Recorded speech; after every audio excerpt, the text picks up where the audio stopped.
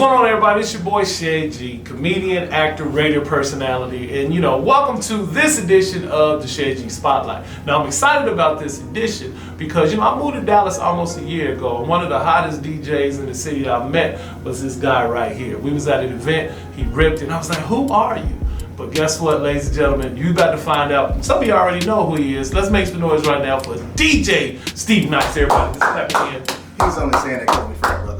Yeah. I was gonna throw that out there. He already probably the smoothest fraternity on this world. Cap outside fraternity. Yo, boy, I was about to get it in there. I promise you, I was about to get crazy with it. I'm gonna keep it very professional. So how you doing, man? Welcome to the show. Doing good. Thanks for having me, man. Welcome to our new studios. Yeah. We've been here almost 2 years. Yeah. And this is it. We come from the small little house in Grand Prairie to the high rise in Arlington. Yeah, and it's a beautiful spot too in what you're doing. Now, I'm gonna take it back to the beginning. All right. So at the beginning, what inspired you to really get into DJing and music? Like when was that? When did that click to you? Like, yo, I think I like this and I'll be dope at this. You know what? Shouts out to my uncle Oliver in New York. Well, he's in Atlanta now. Mm-hmm. Tell you what, it was the summer of. It's gonna sound like a flashback type thing. Yeah. It was the summer of '78, Brooklyn, New York. Mm-hmm. On Herkimer Street, right by Boys and Girls High School. I was visiting my grandparents, and it was a block party. Okay. So okay. The whole block comes out. Everybody Right. has hot dogs and drinks, whatever. Right. I'm 7 years old, and I just start wandering off because I'm like, what are these? Look at these speakers and look at these women. So I'm wandering. I'm way off. It's late night. Right. So my aunt comes and gets me. You need to come back in the house. Mm-hmm. I'm like, okay, fine. So she's like, go up there and sit with your uncle. Mm-hmm. My uncle's at the top of the steps. He's Right. DJing. He was like, all right, since I gotta watch you, I'm gonna point to a record. You give it to me and I'll play it. Something to keep me occupied. Right. Keep you moving. So I would hand him the record, he would play it, and the crowd would go nuts. And I was like, I did that? He's like, yeah, give me another one. I started handing him all kind of records. Right. And from that particular moment, I wanted to be a DJ. Mm-hmm. He gave me my first, about 7 years later, he gave me my first mixer, and my mom bought my turntables, and that was in 85, 86, and it started from there. Right. And it's been I've been into music, into radio, three perennial DJs here. Mm-hmm. Dr. Rock, Snake, Ushay, also rest in peace Big Al and Casanova Rock. Those guys, I used to listen to them on the radio every weekend, and I just got hooked to it. So you got hooked to it. So like in college, was you like the DJ, like you would go do a lot of parties and stuff? Because I saw you at the frat house. Yeah. You know what I'm saying? You was getting it in at the frat. I'm talking all genres. Yeah. Like when you was in college, was you that guy, that the go-to guy to do a lot of DJ projects? I can't say, because I started at Pine Bluff when I went to school at Pine Bluff. Right. And I actually quit for a minute. And the thing that got me back in it is that we had a fundraiser. I'll never forget this. It was some of my teammates were stripping. Right. Wait, there was what? Stripping. Okay, praise God, they was stripping. Yes. So they was like, we need a DJ, and one of the guys, because I had my equipment in my room at the time, was like, we need a DJ. I'm like, okay, I'll do it. And from that night on, I got the gig at the club we were at. It was really an old church, right. But I got the gig at that club, and that was Monroe's at the time. Then I got to a club called PJ's in Pine Bluff. It started there, and that was in '90. 90. Yeah. So I've been a professional with an actual paying gig since 1990. 90. See, I was a DJ. Mm-hmm. I used to love it. I had the house speakers. I used to do my thing. Yeah, man. Yeah. I'm gonna tell you what made me stop. What? Somebody stole my Troop Attitude album, and I cut the party off. I promise you. I was like, what? Who got my Troop? It just came out. Yeah, I never. bruh. We was at a clubhouse at the apartments I stayed in Atlanta, Georgia. I was like, who stole my truth? I unplugged the wires, everything. I'm like, I'm out. I ain't DJ'd ever since. Some dude was in the party like, yeah, I need that. Right, like that's my ass, spread my wings, all that Oh my stuff. God! Wow. Yeah, man. So you've been doing a lot of stuff too. You DJ a lot of parties and everything Yeah. in Dallas. Now, I'm not gonna put you on the spot. Okay.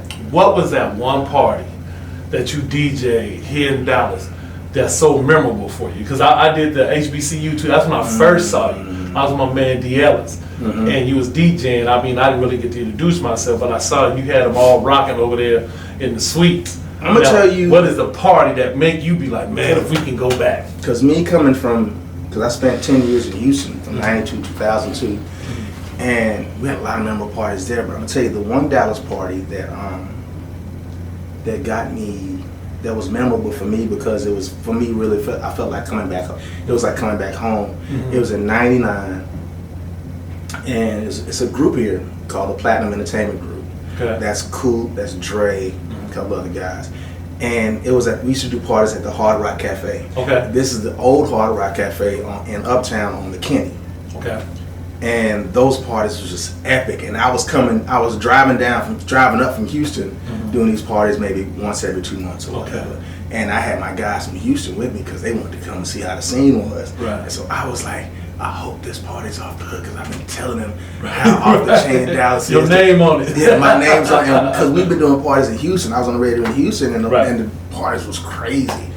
So I was like, man, I hope this party's off. I hope this party. And it was line around the building, off the chain. And they was like, they do it like this. I'm like, yeah, that's how we, yeah. Right. It was memorable. And it's been on since. Right. Now, before we talk about the radio in the future, what's that one track, that one song that you know is your go-to to make the crowd just go just like straight bananas? I'm talking, you know what I'm saying? I'm talking about make, oh, like you're not a real good DJ unless if you don't let the crowd be like, oh, kill yourself. Because you're not DJing, you just DJ push play.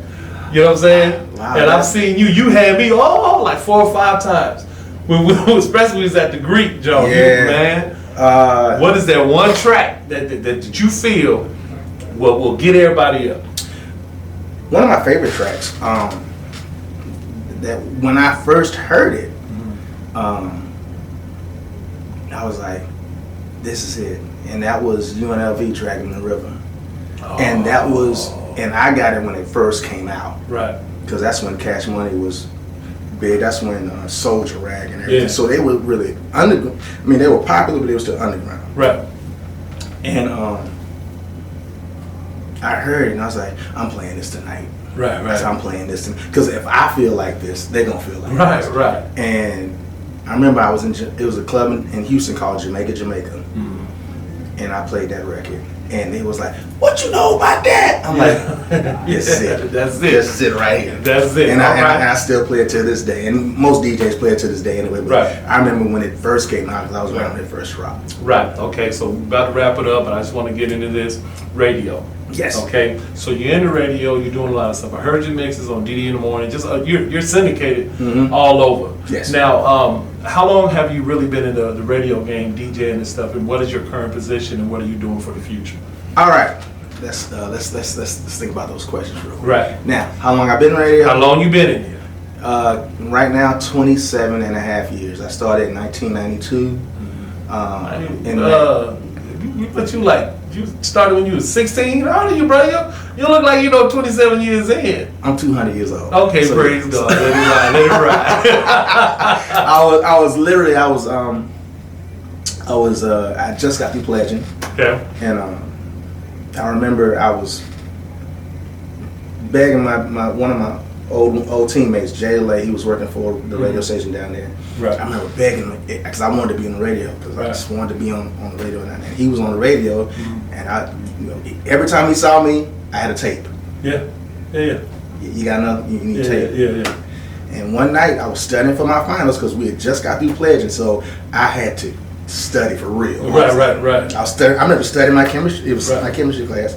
He called me, and it was early May. One of the DJs was sick, He said, "Hey man, I can't get nobody to come in." He said, "You got your records? Can you come through?" I was like, yeah. Right. Yeah. I remember hanging up the phone, and the friend I was with, she was like, "What's wrong?" I said, "They want me to come and DJ on the radio." She was like, "What's the problem?" I said, "I don't have a car." She said, "I got the car. That's all Get we your need. stuff." That's all we need. We drove it out in the middle of the night, about 12:30 at night. And Right. that was my first time, and I got that charge. Right. They threw me in there, and I haven't turned back since. Okay. Now you're on the radio. Yes. What can we expect from you, like in the future, and what are you doing here on the radio? Like, Here what's your I'm- title or whatever? Here, I am the mix show coordinator and programming assistant. So I have my show with Dee Dee in the morning at 6 a.m., Cat Daddy at night at 8 p.m., and I also oversee 4 mixers currently right now, and I coordinate their schedules. And, Okay. and just help out around the station. And Okay. different things, and like I said, I'm syndicated around the country on 100 stations, and that. Hey, and come on, that's- 100, not 100. Yeah. 100 stations. He A syndicated. hot 100, which it could be 96 or Right. 102. I just Yeah. say 100. So. Yeah, well, look, praise God. We got him humble. And I'm doing that, and in the future, I want to maintain my love and passion for radio, and I want to do more things into TV and film, into sports. Right. I have a passion for a lot of things. I want just to see what everything, how everything's gonna pan out, and how it's gonna turn out. And I have friends in all of those endeavors, so Okay. I'm going. So what we gonna do before we leave is this or that. All right, cool. Somebody's doing the radio that I love doing to just get into it. You can only answer one. Got it. All right. Number 1, you want Sugar Smacks or Crunch Berries? Halle Berry. Halle I Berry. mean, sorry. You said Yeah. Crunch. You said I ain't saying nothing. Crazy, I was about to say you didn't follow instructions. Yes. Sugar Smacks or Crunch Berries? Sugar Smacks. All right. That's Saturday morning. Sugar Grape Smacks. or red? Red. Okay. You want New Edition or Mint Condition? New edition. Okay. I'm the 7th member. Okay. No, I'm the 7th member. I told them I was 7. Okay. Then But after that same one, they said keep your day job. Oh, that's probably when they slid me in. Oh, yeah, there it is. So then we got Cookie Lion or Tasha from Power. Who would you want to ride with you? Cookie Lion or Tasha from Power? Tasha. Tasha? Okay, why Tasha? Tasha just seems like they're both beautiful and they're both smart and they're both sassy. It just seems like I could see Tasha taking out somebody, probably not telling me, and I can't wonder why my life is right. Yeah. She's like, you just don't even know. I killed all of them for you. Right. See, that's why I like Tasha. Because Tasha quiet. Cookie gonna be vibrant when she walk in the room. I told him. Right. Tasha's like this. This half my company. I own this. You know, so I can't deal with that. So then we have one. Do you pee in the tub or get out? Get out. You get out even if you just in there. You get out like if you're in the tub. It's taking a shower, not tub. Taking a shower. I gave you taking a shower. I gave you a politically correct answer. Right. If I'm in the shower, I pee. Put your hands on it, and then you put that foot, you slide that water to the drain. Step back and fall back. It's like, I'm not gonna lie. I'm not gonna. Oh, I get out. No. Right. No. I'm like, it's all going to the drain anyway. Right. It's all going to the drain. Well, man, I appreciate everything, man. Let them know where they can follow you. Follow me on all platforms at DJ Steve Nice, DJ STEVENICE, and catch me rocking with him soon. Yeah, we're gonna be doing some things together, Nuke. I really appreciate this boy right here. Yo, make sure you share this, do the thing, man. We're gonna have so much stuff going on. I got some other people coming up. So this is your boy Shed G, SHEDG. Follow me too at SHEDG. I'm out this thing, man. Show me how to work this. Don't press enter. Oh.